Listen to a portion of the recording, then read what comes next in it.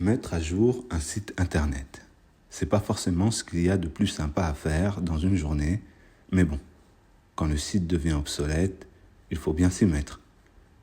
J'ai décidé, pour que ce soit le plus sympa possible, de mettre avant tout l'accent sur la navigation et les icônes, avec l'idée que le résultat soit amusant à créer et instinctif pour le visiteur. Ici, l'icône art pour la galerie d'images. On poursuit avec un indispensable pour les créateurs, un espace de vente. J'ai imaginé une petite boutique, comme j'en rêve parfois, simple, à taille humaine, dans laquelle on aimerait passer du temps à découvrir moult de créations. Elle est très dynamique, puisqu'elle est dotée de membres pour se déplacer et ainsi aller à la rencontre du public qui ne l'a pas encore découverte.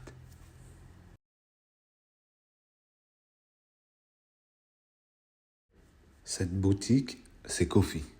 Ici, le visiteur découvre les actualités du créateur, quelques œuvres originales et, si cela lui plaît, s'en procure une ou soutient le travail de ces derniers avec une modique somme, toujours très appréciée. C'est plutôt convivial, tout le monde est le bienvenu.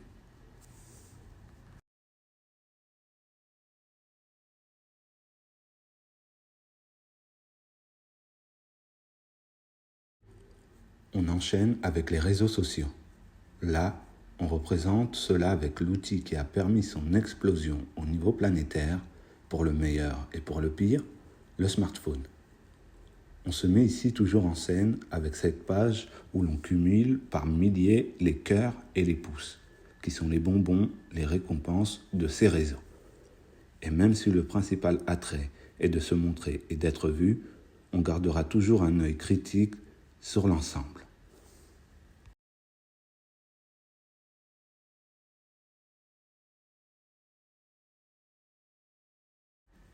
Tout cela nous mène au réseau des réseaux, Instagram.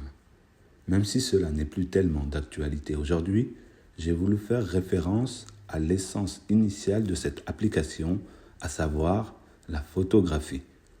Ici, l'application devient l'appareil photo qui permet d'apprécier le monde sans algorithme, sans partenariat rémunéré, sans influenceur.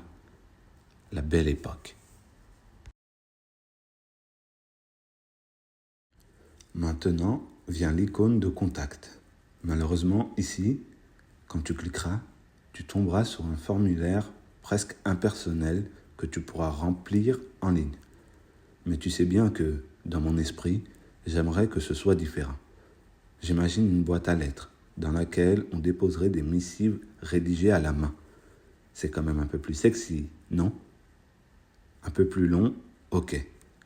Un peu plus cher, aussi. Un peu plus humain, assurément.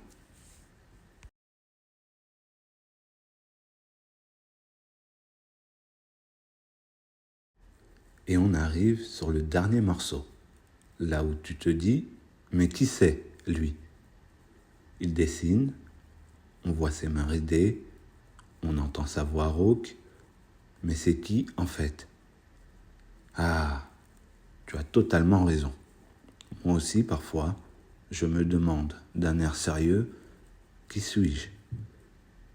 Tu trouveras les réponses en cliquant sur cette icône.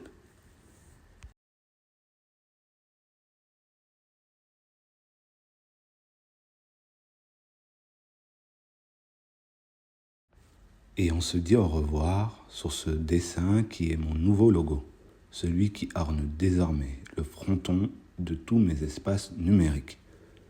Je t'invite à visiter le site, la boutique et mes réseaux. Les liens sont dans la bio, comme on dit.